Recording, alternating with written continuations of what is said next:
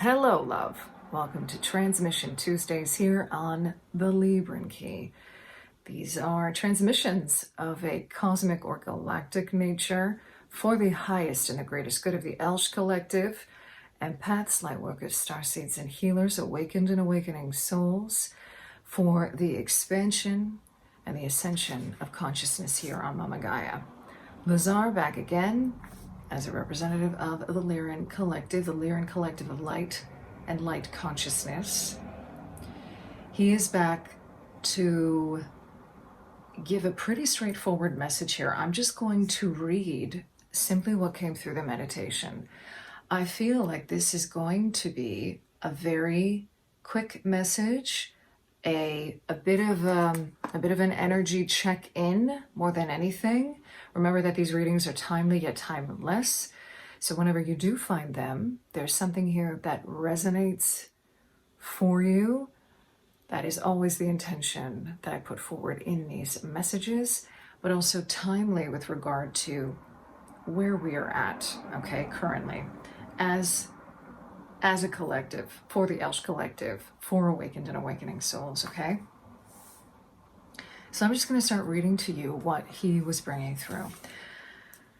Nothing needs to be perfect right now. New cycles are emerging, and there is an overlapping of what was, and what you are now integrating into your perceived realities.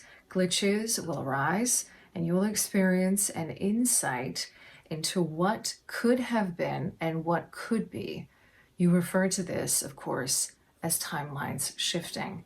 There is an energy disconnect with regard to the world around you right now, the chasm.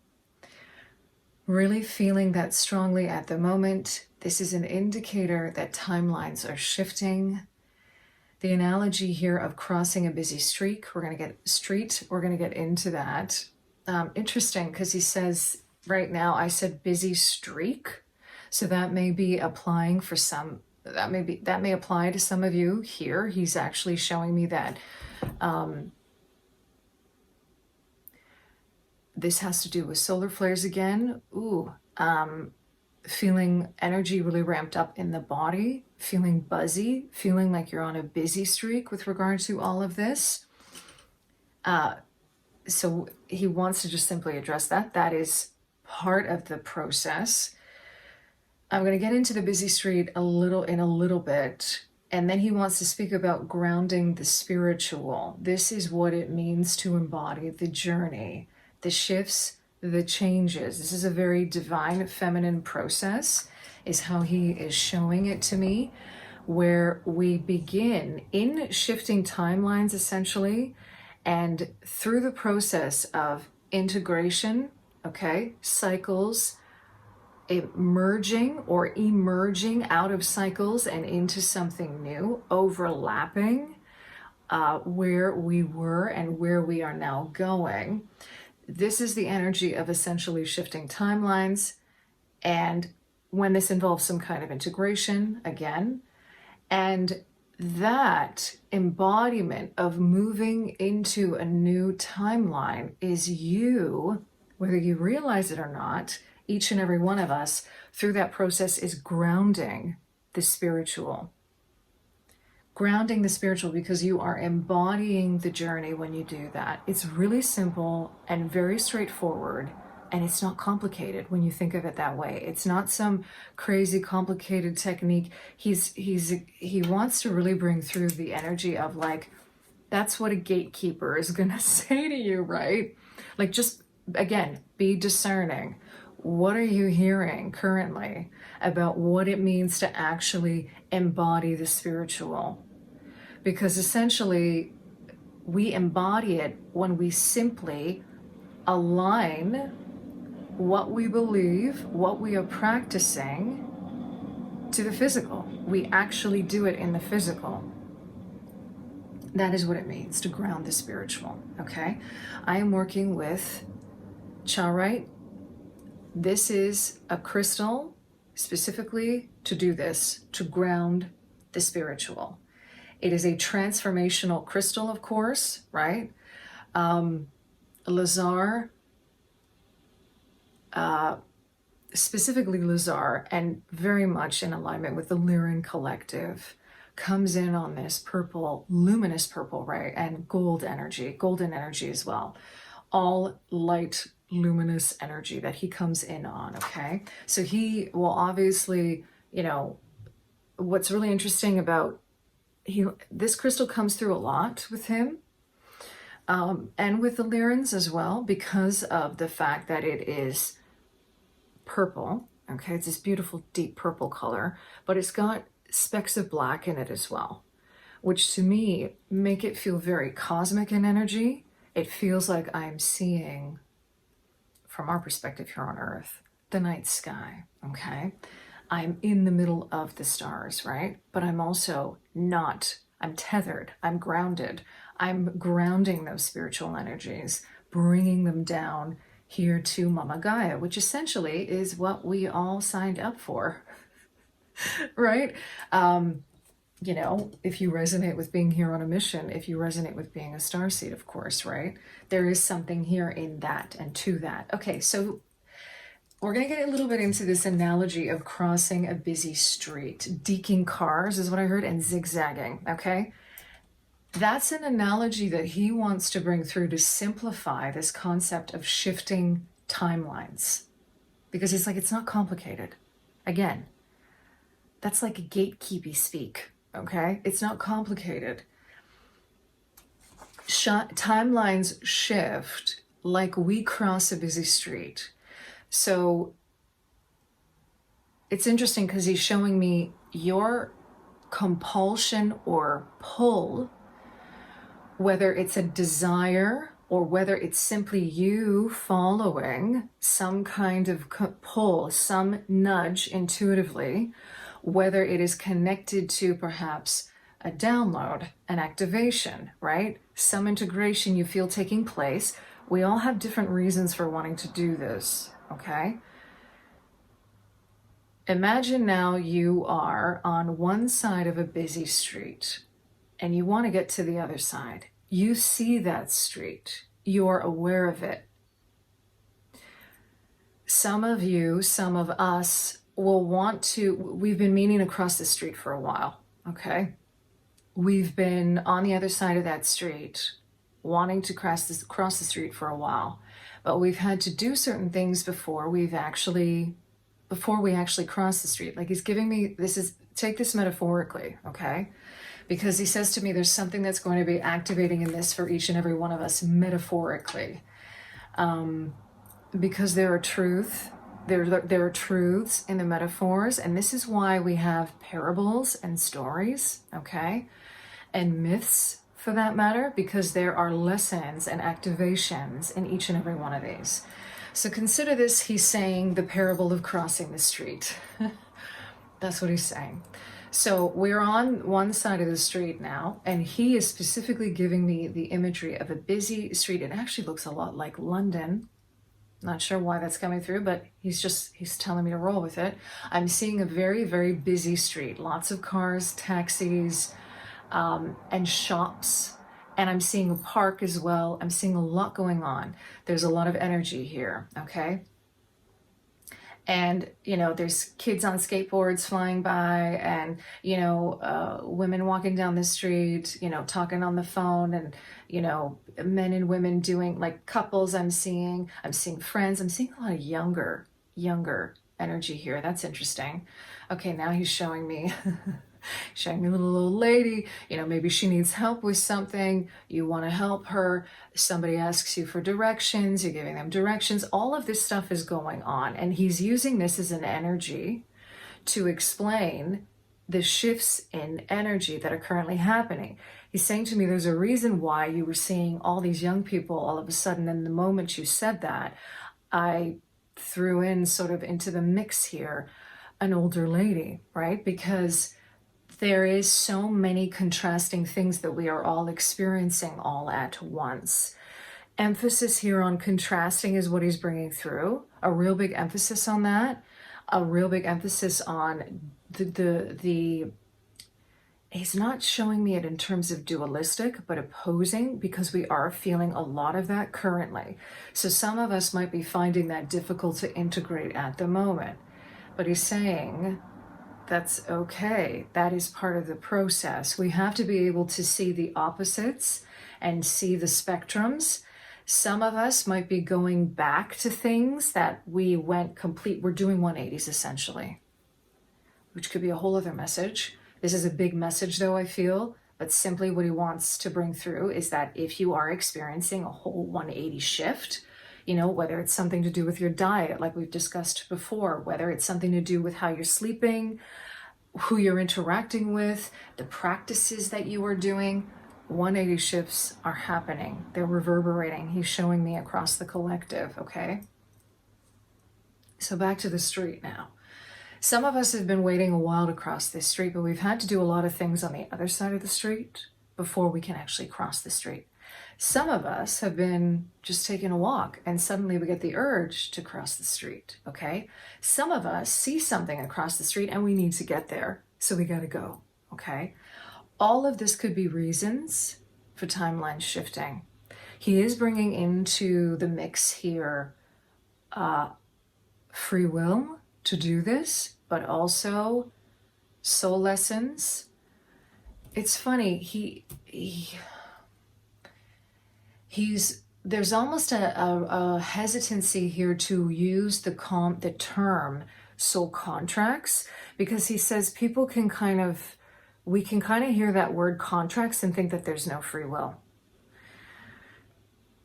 But the thing is we also choose to go into a contract of our own free will. So we need to remember that as well, okay? Certain things that are contractually binding, they're not karmic in nature. He really wants to emphasize that and clear that up. That's a bit of a side note, and could be a whole other message that wants to come through as well, okay?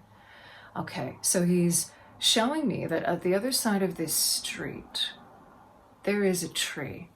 I'm seeing a very large pine tree, like a fir tree is what he's showing me.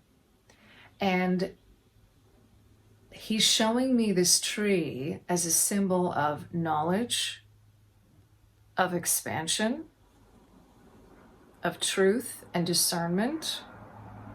The knowledge of self-discovery is in this tree, okay? And essentially, timeline shifting, it's really important to emphasize here this shifting of timelines for our highest and greatest good, for our deepest and greatest self-discovery, for the energy of expansion, discernment, consciousness, truth, okay? Wanting to really bring through here this energy of intention in doing that. I saw 1313 on the counter as I said that, because this is the intention of what he's saying is transformation. This is the intention of wanting to transform, wanting to change, wanting to evolve and grow. This is the cycles of death and rebirth again, okay? Ego, death, he's really emphasizing that a lot, showing me the death card in tarot, the 13th key in tarot, okay, in the major arcana. So when we have to cross this street, we need to first be conscious of what is going on around us. We got to look to the left, look to the right. This is a two-way street, is what he's showing me. We have to be cognizant of that yellow line, at least that's the way it is here in Canada. The yellow line on a two-way street is a line that you cannot pass, right? If you're traveling in either direction. And he's showing me that line is almost a pausing point for some of us. Interesting. 1414 on the counter. He's showing me the Temperance card and like a balancing point. Some of us, he's wanting to emphasize, are kind of riding that yellow line. And he's showing me that the yellow line can be a bit of a precarious situation because we're still in the middle of the road. But what's interesting about the yellow line is that we can actually take a pause there. But he's showing me you have to move in that direction. It's not about looking back. Interesting. because he's saying it's precarious if we're gonna turn and look back, because then we're not actually in the present moment observing where the cars are and what they're doing. Okay, being present in this, in these shifts. Interesting. He's bringing in a lot of this golden energy. Okay, so he's bringing in the energy of alchemy here, because I'm seeing this golden line. It's not really yellow, it's actually kind of coming through like a gold color. And so there's an energy of this shifting at the midpoint, showing me the Temperance card, this balancing act. The Temperance card is a card of alchemy, is what he wants to emphasize here, where we are alchemizing energy. And this is also the energy of having that 1 foot in the water and that 1 foot on the earth, where we are moving into a new form of embodiment, a new timeline. Okay? He's showing me that quite a few of us are right on that golden line right now. We're right at that midpoint, and that's why things are feeling very amped up, ramped up. He's also again bringing in the energy here, confirming the light codes, how that can have us feeling also very physically discombobulated. He really wants to emphasize here, when we are in this situation, our physical bodies need to also be reactive in a, what's the word here? Reflexive. It's not actually like a reaction in a negative way. We're looking at it in terms of having reflexes. The reflex. Our reflexes need to be on point. Hence, he is saying the reason why we need to be tending to our bodies so importantly. And I want to bring in here now, and he's giving me the nod to this, something simply about the Lyran energy and the Lyran as a collective and their connection to the body. One thing that's really unique about the Lyrans in terms of their, call it beliefs, call it consciousness, cosmic lineage, is the emphasis that they place on the body, the importance of the body, the magic of the body is what he's saying to me. You might read a lot of different things about Lyran energy with regard to them really enjoying the physical, okay, especially Lyran, those who feel that they are Lyran starseeds, those who identify with the Lyran family, the star family that is the Lyrans, okay? There's something really beautiful, is what he's saying to me, about being in a body. It's not something to, like we've said before, hold with disdain. There is power in the body and there is enjoyment in the body, and this is the vessel that allows you to embody the spiritual, and this is the vessel in which you are able to ground the spiritual energies into this 3D realm. But what's interesting is he's saying to me, the 3D is only one aspect of it. We say 3D when we want to talk about the old matrix and the timeline of the old matrix. But the 3D, or the physical reality as we see it, is so much more than physical. And that is where the body is a reflection of that. Okay, so connected to Momma Gaia. Okay, he's directing me now to pop some cards here. I will be just popping a few cards from the Light Seer's Tarot. No Oracle deck today. She just instructed me to go straight to the Light Seer's Tarot. 4 of Wands, grounding the spiritual energy. Interestingly enough, he doesn't want me to shuffle. He wants me to split the deck again. And Judgment. Okay. So the 4 of Wands is about grounding those spiritual energies. Wands represents energy, spirit, by extension of that. He's saying to me specifically energetic signatures, grounding. He's also speaking to star codes or star seeds, if you want to refer to it that way, star seed frequencies. And this is a thing, okay? Like, and this is not, you know,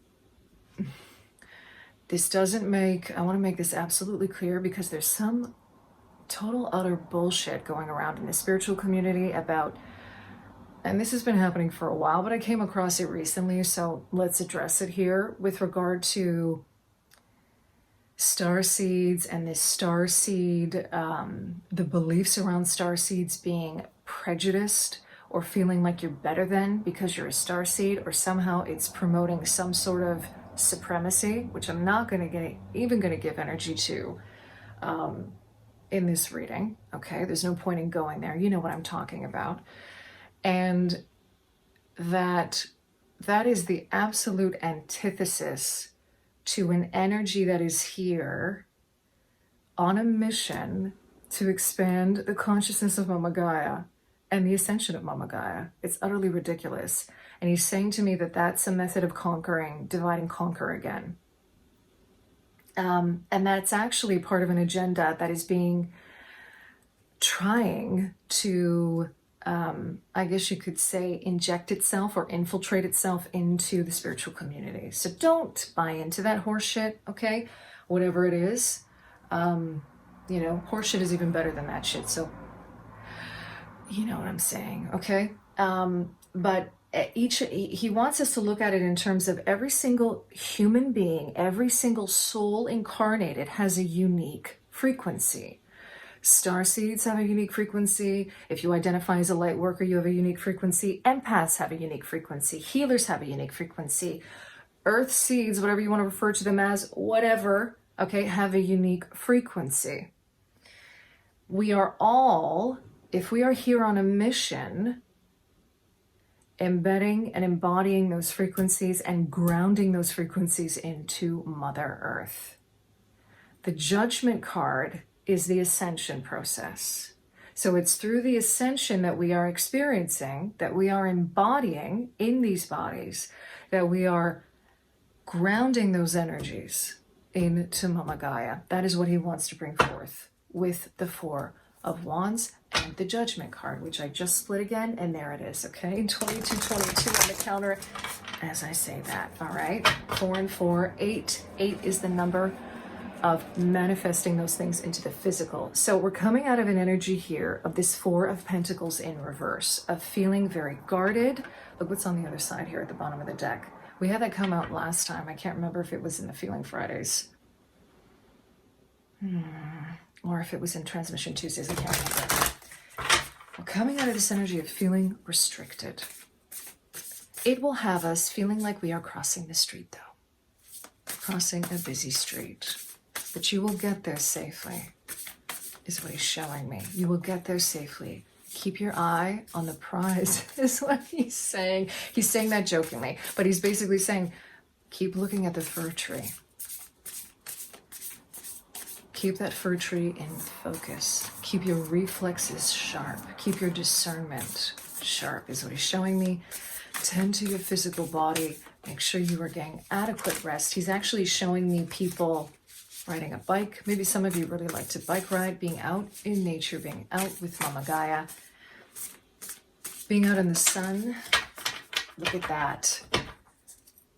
Four of Pentacles and Queen of Wands with the Nine of Swords at the bottom of the deck. Okay, so what he would like to address here specifically is this energy of still holding on to old ways, to the anxiety and the fear that is coming up. I just felt a wash of that right now, okay? Because we are feeling very ungrounded with regard to where we are at, timeline-wise. Interestingly enough, he is specifically bringing through these cards the message of those of us who are still focusing too much on the energies that are being fed to us, the timelines that are being manufactured. These are inorganic timelines, is what he's showing me. These are timelines that are trying to drain us of our own energy and consciousness to have us falling back into old patterns of disempowerment, victimhood consciousness, and this doomsday, the doomsday prophecies. That's what he's saying to me specifically, okay? Five of Swords. He wants me to keep on going with the deck. Five of Swords under the Nine of Swords, and look at that, the Moon in reverse. He wants me to stop here. These are illusory. This Moon in reverse is about coming out of the illusion. Coming out of the illusion. And how do we do that? We get grounded first and foremost. He wants me to bring in this Charoite energy again. We get grounded first and foremost. He's showing me us going back to this busy street on that yellow line, not worrying, interestingly enough, about what has happened in the past and what has been said. He's showing me like what's been behind us, not worrying about that anymore. It's done. It's over. Make a choice to alchemize it, is what he's saying. I'm seeing now us looking left and right down the street very quickly and seeing and looking for a break, looking for an actual break, because all this old timeline crap, all this stuff that's trying to distract us is distracting us from shifting to the next phase. When you shift your own timelines, when you are beginning in your own way to expand your consciousness, to ascend, to embody all of the integration work, all of the activations for your highest and greatest good, for the highest and greatest good of the collective. Those old funky timelines and the ones that are being fed to us, they shift.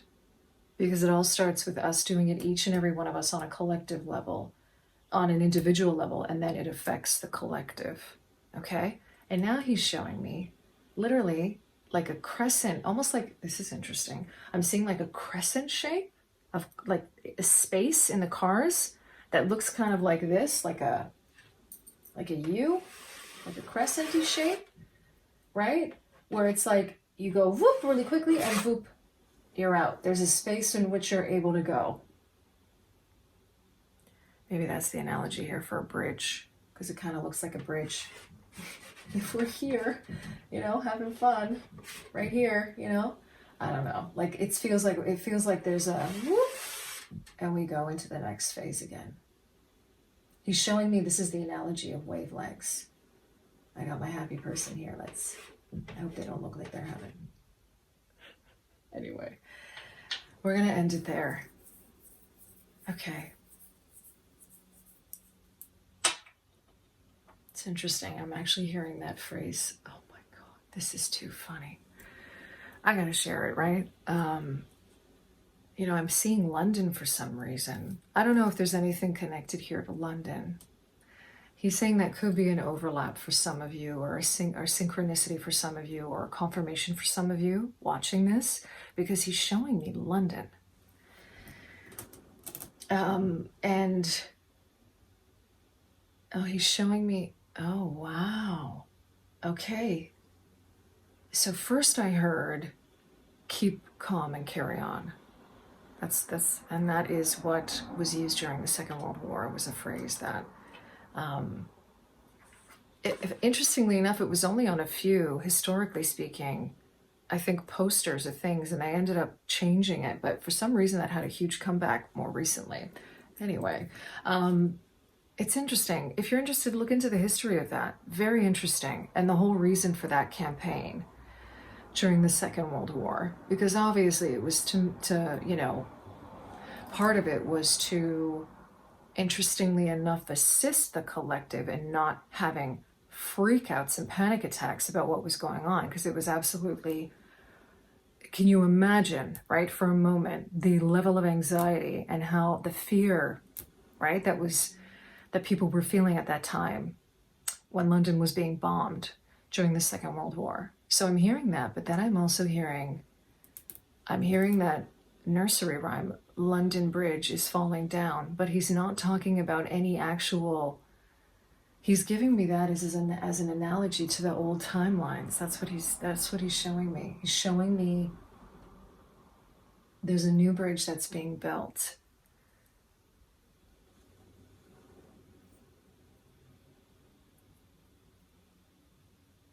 Just give me clarity on that, Lazar.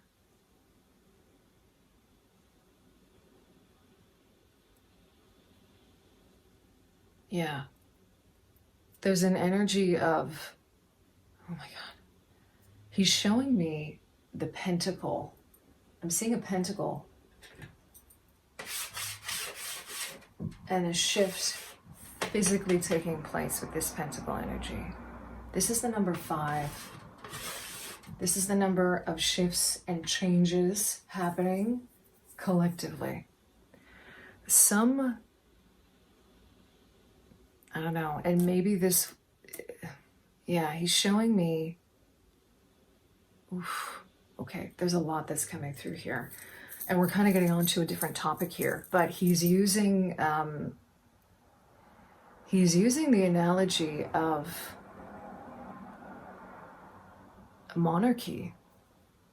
And he's showing me how there's shifts that are happening with regard to that. Something crumbling down. And I don't say this to, we're not bringing any fear here into the equation. It's some kind of an old energy that is really, it's coming down. And I also want to reiterate here too, that we are now officially in Pluto retrograde, right? We are going to be seeing more of that now. And I believe it's happening until October, this retrograde. So within the next few months, this is going to be coming up a lot more. He's even showing me that there may be timelines that are being referred to in order to cover these things up. So be aware of that, okay? But also what I'm getting is this new moon energy, which is happening later on today, my time. Interestingly enough, it'll be tomorrow. I believe it's tomorrow in the UK, right? Talking about London. And a new cycle beginning. Does anybody know what the name London means? Just out of curiosity, what's the root? What's the etymology of the word London? If you do, leave a comment below. We're going to end it here. Thank you, Lazar.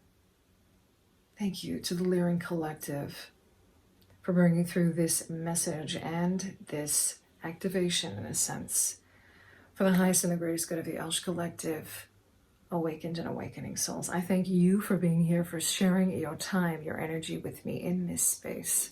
And I'm sending you so much love wherever you are, in love and liberation, always.